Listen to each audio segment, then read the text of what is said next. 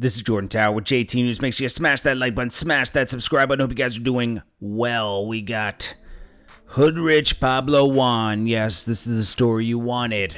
This is the story you're going to get. Well, he's a former 1017 Eskimo artist of Gucci Man. Gucci Man signed him a long time ago. Now, Hoodrich Pablo Juan, I know him mostly for getting things taken from him multiple times on video. Like, I think he got things taken from him 3 times. He got ran down on 3 times. That's all I remember. And then I remember Gucci Man just like calling him a punching bag, basically. You know, just dissing him. Got rid of everyone in the artist roster. And he completely moved on. Well, Hoodrich Pablo Juan has landed himself in a RICO case. This is exactly what they were trying to charge Tekashi with. Okay, so it's a racketeer-influenced corrupt organization. Basically, it's organized crime. Okay, so he has involved himself with no wonder. Like, you wonder sometimes, like, geez, this guy's doing really well. I don't hear anybody listening to his music. I'm not trying to be a hater or anything. It's just like sometimes you wonder, like, geez, they're doing real well. And nobody's listening to the music. So they're making money somewhere. Maybe he has some businesses. Well, he had business. Now, it's crazy, man. So Tekashi was in court 2 years ago. And they tried to charge him with this. He broke a deal and he got out. Hoodrich Pablo Juan has affiliated himself probably with the wrong people. I don't see him organizing a big thing. Maybe he was around it, part of it. I don't know, but it's 2 counts, and he's booked on that and not given the option for a bond. Now, I don't know what I don't know what they're looking into him for. You can get a lot of time for something like this. And if no lives were lost, there should be a chance for rehabilitation and coming back home. I don't agree with the amount of time they give people when they didn't endanger people. Like if they were just selling something that's not quite legal, then I don't think they should get 20, 30 years, and that's what they try to give people with these kinds of charges.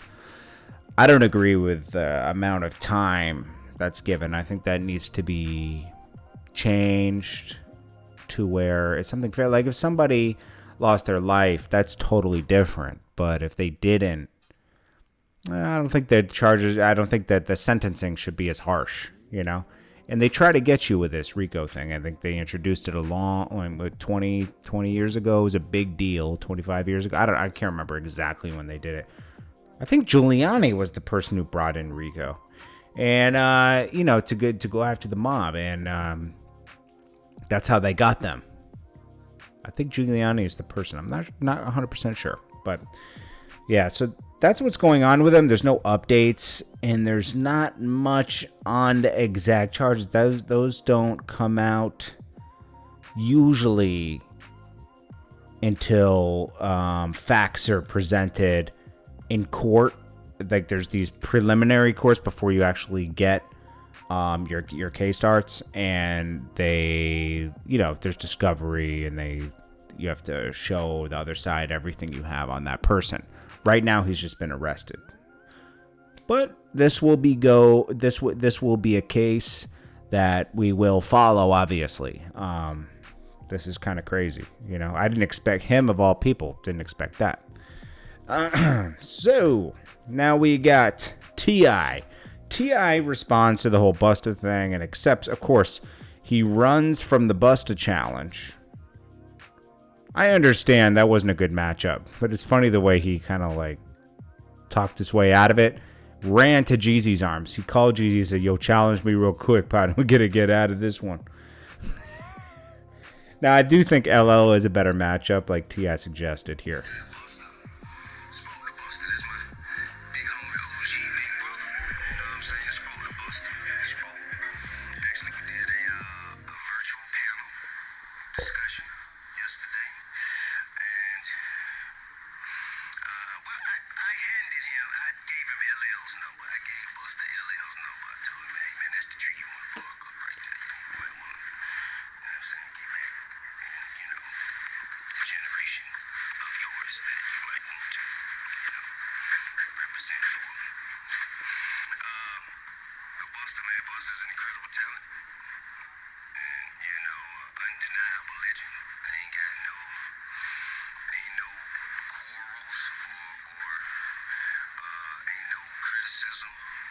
no dispute here.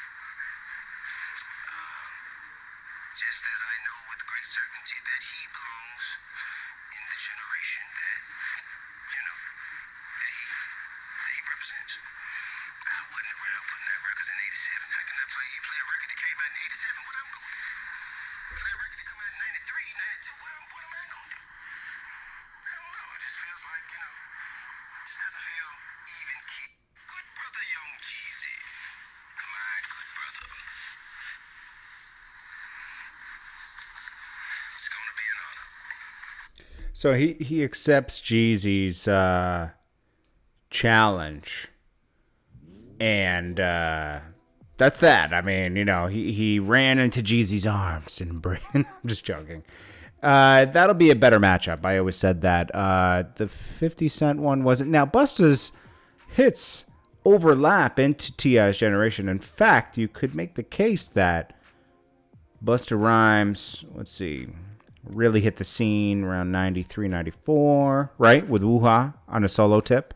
I mean, we have him in Leaders of the New School, end of the 80s, early 90s. But then he broke out on his own with Hoo-Ha.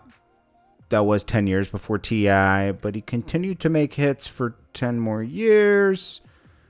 And even into, I would even say, wasn't he, I would even give him 20 years, okay?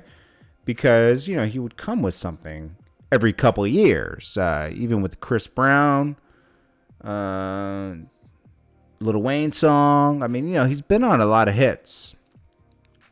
Had a longer career, longer career than T.I. almost. You could say that. T.I. was strong for 10 years. That was nice. 2 of those years were spent in jail to preserve. No, I'm just joking.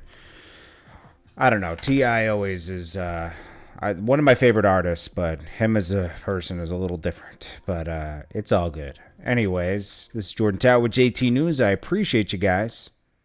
And I look forward to the Jeezy and T.I. Love Fest, which will be called Versus, because these guys are brothers. I mean, it's not going to be competition. It's going to be, I remember that one. That was nice. Here's this one. Yeah, it's just going to be a love fest. I want real competition. I want it to be like a rap battle. But anyways, not like beef, but like a rap battle, Anyways, this is Jordan Tower with JT News. I appreciate you guys. I can celebrate these guys' music on Spotify right now with a playlist. I'm going to be honest with you. I appreciate you guys. Peace.